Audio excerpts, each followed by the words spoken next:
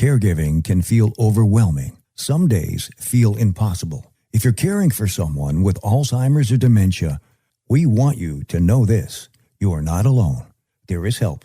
There are resources, and there is hope. Alzheimer's and Caregivers.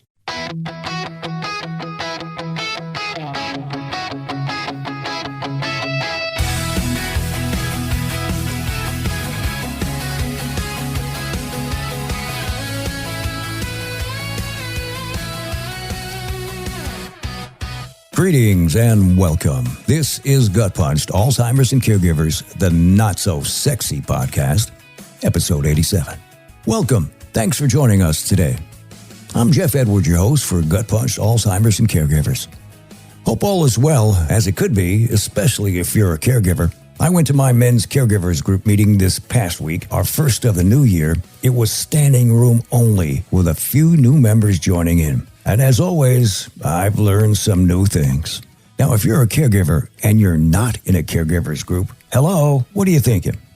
Today, we're going to finish up our conversation from last week with Dr. John Huffaker from the Neuropsychiatric Research Center.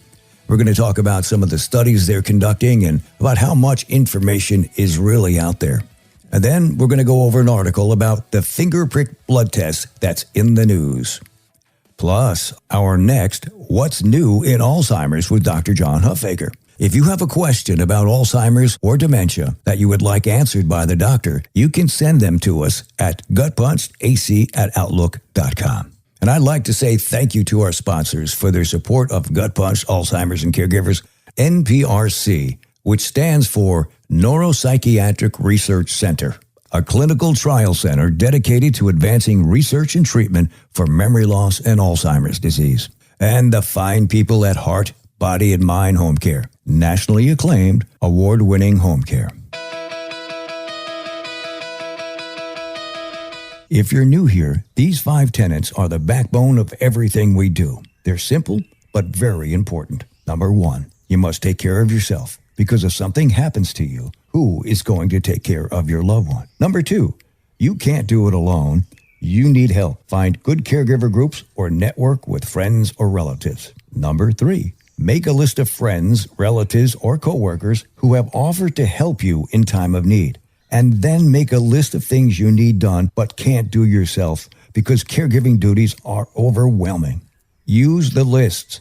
Start at the top and keep going till you get what you need done. You'll find it very helpful.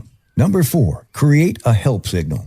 Identify a cue or phrase to confirm your loved one is comfortable with receiving help. Make it something your loved one can remember. Now, this is for when you have caregivers outside of family helping with caregiving duties. It will help put them at ease. And number 5, caregiving.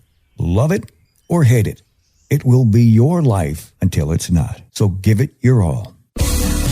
We'll be right back to Gut Punched, Alzheimer's and Caregivers. If you find that it's time that you must start looking for a good home care company for your loved one, I'd like you to consider talking with Heart, Body, and Mind Home Care, a nationally award-winning company. They are top of the line in service. They will tell you service is their passion, excellence is their promise, and that's the honest truth. They are very knowledgeable and skilled at what they provide. On top of that, they are just really nice people who love helping others in need.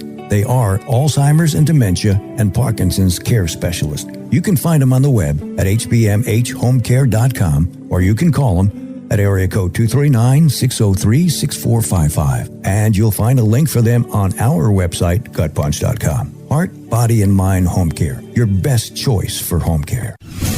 This is Gut Punched, Alzheimer's and Caregivers. Our podcast continues to grow each week.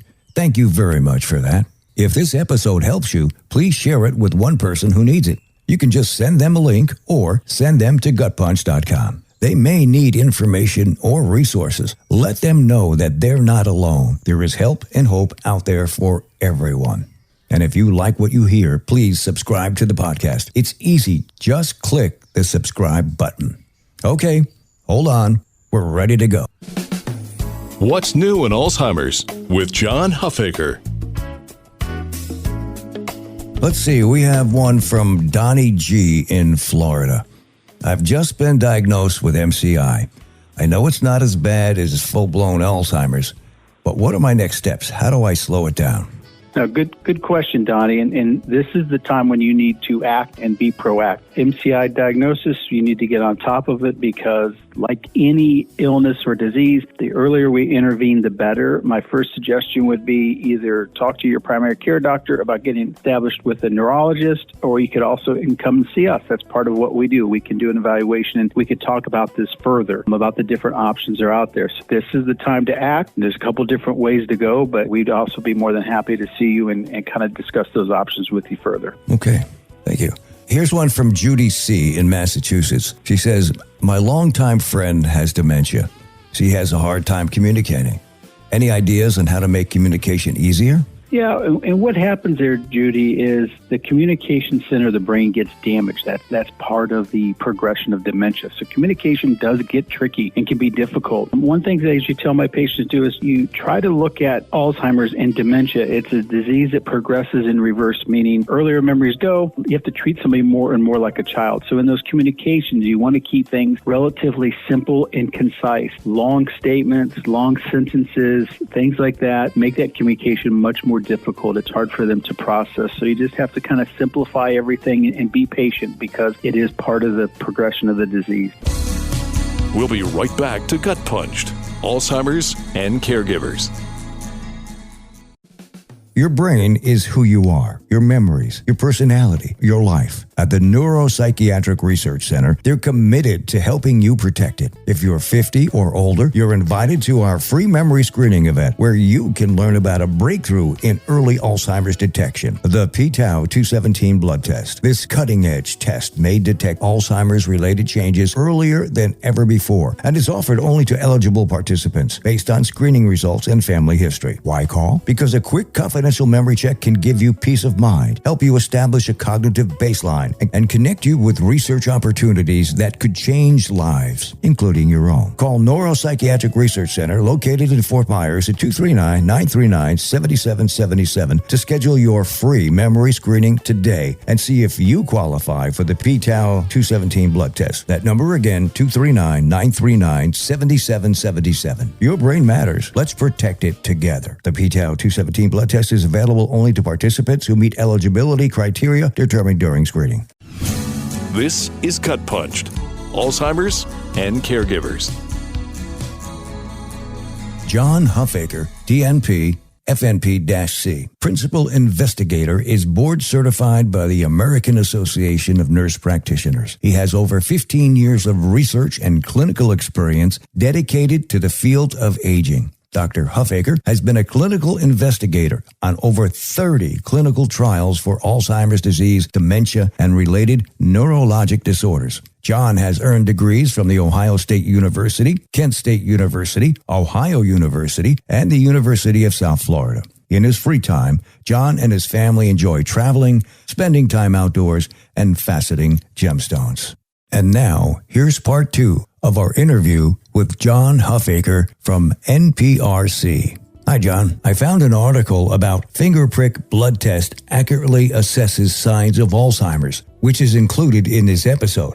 It sounds great, but there are so many new things coming out about the research with Alzheimer's, and some sound very promising. But the issue is that a lot still have to be tested on humans, then sent to the FDA for approval. It takes a long time. Oh, it takes, yes. Yeah. I have people point out or share something with me. I'm like, oh, I need to look into that. They show me all sorts of things I'm not always aware of, too. Mm-hmm. And I think that's great. So you're right. You know, the hard part is some of these things, they'll come out so early or when they're kind of in the preliminary findings, it takes such a long time before they can really show if some of these things have value. But that makes sense. I mean, there's lots of finger prick blood test type of things that we can do. There's one out there, even for the APOE, you know, the genetic status. You know, there's a finger prick test you can do to find out if somebody have the Alzheimer's gene. They have that out. That's kind of, they come up with all sorts of things. Any way they can make it more convenient, something that can be turned around faster. Sure. We definitely need it. It's just amazing what they're working on. It really is. And how far they've gone. And a lot of people don't know about what's happening. But the issue is there's so much to learn. There's so much to find out. And how does that apply to me? And it may apply to you differently. And so we have to sort through all those things and say, okay, this would work for me. It's not going to work for you. But what do I do next? No, right. And I always have to tell people that too. Like, there's some similarities for patients with Alzheimer's that we see, but how somebody got there, the why behind it is probably a little bit different for almost everybody. I describe a lot of times it's like a recipe for a cake. Almost every recipe to bake a cake has eggs and oil and flour, but each recipe might be different for that individual recipe. One might use 1 egg, one might use 3 eggs, one might use a cup of flour, and the other one might use 3 cups of flour. So it's the same thing with Alzheimer's is, there's a genetic component, there's environmental, there's exposure, there is just lifestyle. There is all these things that everyone has a component of that, but your recipe is different than mine. So what you would respond to is probably also going to be somewhat different than mine in some level. And you're right, makes it hard. It gets overwhelming for people because the other thing is about every other week or every week, you can find an article that talks about breakthrough in Alzheimer's research.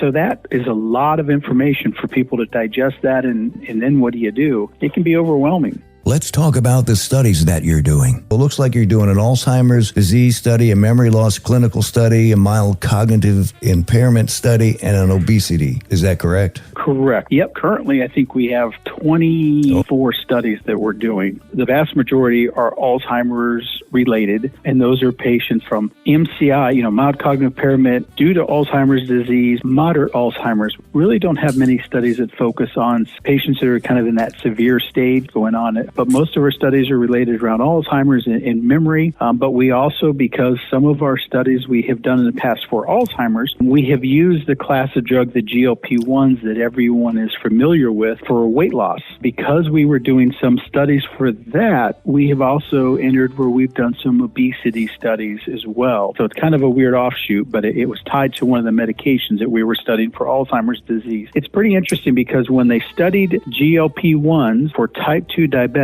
they kind of noticed 2 unusual side effects. One was weight loss. The second was cognitive improvement. So type 2 diabetics got cognitively better when they were on GLP-1. So the manufacturers of the GLP-1s decided to come back and wanted to study and see, okay, can we have a cognitive improvement? What will happen for patients that have Alzheimer's if we put them on the GLP-1? And there were 2 studies that we conducted for maybe 2 or 3 years. And just about a little over a month ago, they actually ended those studies early because they didn't hit the endpoints that they wanted to achieve. The hard part on these clinical trials are success and not success is kind of hard to separate. It's not a huge difference. I always tell people these studies aren't just total strikeouts or total home runs. There's so many variables and so many components to doing those clinical trials that success and unsuccess aren't hugely different. But unfortunately, those GLP-1s, looking at it over time, we really didn't see any improvement for those patients. Now, with that said, there's already been some people have questioned, was that study done properly? One of the things, it was actually on a relatively low dose, and that was a concern from the very beginning, is running that clinical trial was, should we have used a higher dose? Maybe. And that might be something that comes back around, that do we use a different dose? We also use that. You can do typically GLP-1s, they have some oral pills, or you can do the injection. Most people know it as like the sub-Q injection you do in your belly. That study was done with pills. There's a little more bioavailability if you do with the injection. So there's also some people like, maybe we should have done the injection on a higher dose, and maybe we will. Maybe that will come back around. But it was kind of interesting, that type of study, because a lot of people have started calling Alzheimer's type 3 diabetes because there are a lot of similarities. So the thought was, boy, could some of these medications that we have seen that are treating,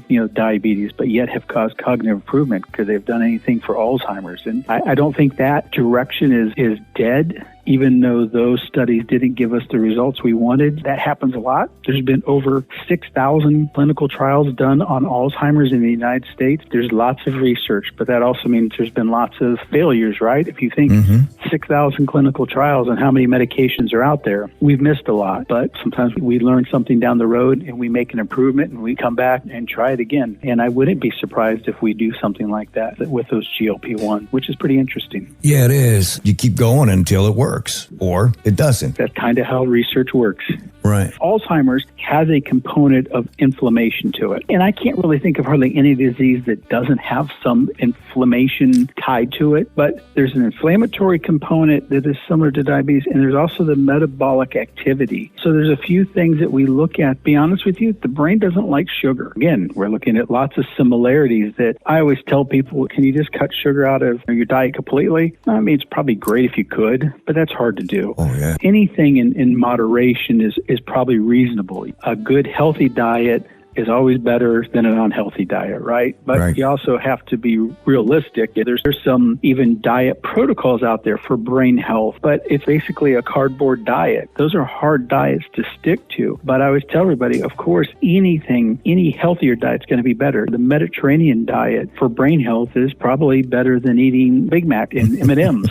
But you also have to realize you got to be human. And we have to understand that and be like, you got to do things in moderation, be smart about it. Is just changing our diet going to cure us of Alzheimer's and some other diseases? Probably not, but it's got to help. You gave me a lot of information. I can ramble. I know. I got to watch my... To me, it's all gold. I know this is good. Okay. It's been really, really good. This is Gut Punched, Alzheimer's and Caregivers. Here's an article written by Dennis Thompson. I first saw it on Newsmax and then received it Health Day from the Alzheimer's Association. It's called Finger Prick. Blood test accurately assesses signs of Alzheimer's disease, researchers say. Now, they give 3 points. A mail-in prick blood test accurately detects markers of Alzheimer's disease. The test results mirrored those from standard blood and spinal fluid tests, and the test evaluates dried blood samples dripped onto a card. But here's the article. A mail-in blood test accurately detects markers linked to Alzheimer's disease, potentially making the degenerative brain condition easier to diagnose and research, a new study says. The finger prick test accurately measures blood levels of tau proteins, gliofibrillary acidic proteins, neurofilament light fragments, researchers reported January 5th in the journal Nature Medicine. Now, all are hallmarks of brain damage associated with Alzheimer's, researchers said. The test is still years away from clinical use among regular patients, but currently could help fuel research efforts into Alzheimer's, researchers said. Quote, ultimately, we are moving toward a pathway of treating people for Alzheimer's disease before symptoms emerge, says senior researcher Nicholas Ashton, senior director of Banner Health's Fluid Biomarker Program in Sun City, Arizona. If this trajectory continues, we will need innovative ways to identify eligible individuals who are not routinely presenting in clinical settings, Ashton said in a news release. This work represents one such approach in that direction, and further validation remains. For the study, researchers analyzed dried blood samples provided by 337 people. Participants provided a few drops of blood, which were dried on a card before lab analysis. The pinprick samples showed levels of tau proteins that closely matched those found in standard blood and spinal fluid tests. The dried blood samples also accurately captured people's levels of GFAP and NFL, researchers said. The simple technique could make it easier to perform large-scale Alzheimer's studies by enabling remote participation, researchers say. Quote, what excites me most is the democratization of biomarker research this enables, said Anne Corbett, a professor of dementia research at the University of Exeter in the UK, said in a news release. We're moving toward a future where anyone, anywhere, can contribute to advancing our understanding of brain diseases. This isn't just a technical advancement, it's a paradigm shift in how we conduct neuroscience research, unquote. Now, this method also could help research efforts associated with other brain diseases, including Parkinson's disease, multiple sclerosis, amyotrophic lateral sclerosis, and brain injuries, the researchers said. And if you want more information, you can go to the Alzheimer's Association and look for biomarkers of Alzheimer's disease. Now, what does this mean for you? So we have said in the past, there's a lot of things going on, and we're finding out about them and looking towards more hope for the future. This is Gut Punched, Alzheimer's and Caregivers. Looking ahead, we had mentioned that we are working on a very special music-focused episode, one that you won't want to miss. We have booked an interview with a leader in the music research field for the end of the month. It's called Making the Case for Music in Dementia Care. We'll give you a heads up as to when it will actually air. I have a feeling, though, that we'll have so much to share, it will have to be broken up into a couple of episodes. And, by the way, I've been asked why I break up some of the interviews. It's easy to explain. I know caregivers are very busy people, and their time is not always their time. If the interview is too long or the podcast is too long, they may not be able to listen to it all. So I always try to keep the podcast moving quickly and a bit shorter. We're here to help, not use up what little time the caregivers may have. Resources matter. If you're not sure where to turn or how to connect, we're here to bring you trusted resources that can lighten that load. Reach out to the Dubin Center at dubincenter.com. Then there is Neuropsychiatric Research Center. You can find them at NPRC, southwestflorida.com. And Heart, Body, and Mind Home Care at hbmhomecare.com. And you can check out the Alzheimer's Support Network at alzsupport.org. To find your local chapter of the Alzheimer's Association, you can visit their website or call their toll-free hotline at 1-800-272-3900. They also offer an outstanding resource called Dementia Care Navigation. It's powered by Ripple and the Alzheimer's Association. It provides free, personalized dementia care, including a dedicated care navigator and tailored resources for caregivers and people living with dementia. You can get connected by calling 855-271-2662 to get connected. That's 855-271-2662. Take the first step. We also mention the guide program frequently. It's another excellent resource that provides help and respite care, and it's free. You can search for it online or visit Dr. Perry's HealthSpan Partners at healthspansouthwestflorida.com. Another resource worth checking out is Aquilane Clinical Research at aquilaneresearch.com. We've also added a couple of new books to our resource page at gutpunch.com. Our website is gutpunch.com, and the email address is gutpunchedac@outlook.com or jeff@gutpunch.com. Remember, you're not alone in this. There is help, there are resources, and there is hope. And thank you to each and every one of you who has taken the time out of your busy, stressful day as a caregiver to listen. We truly appreciate it. It's what keeps us going. Thanks for joining us. And if today gave you even a little hope, hold on to it. God bless. This has been Gut Punched, Alzheimer's and Caregivers, with your host, Jeff Edwards. Don't forget to hit that like button and subscribe to us on all the platforms, like Spotify, Apple, Pandora, Podbean, and more. If you have a question or want to get in touch with us, our email is gutpunchedac@outlook.com or jeff@gutpunched.com. Caregivers, you don't have to do this alone.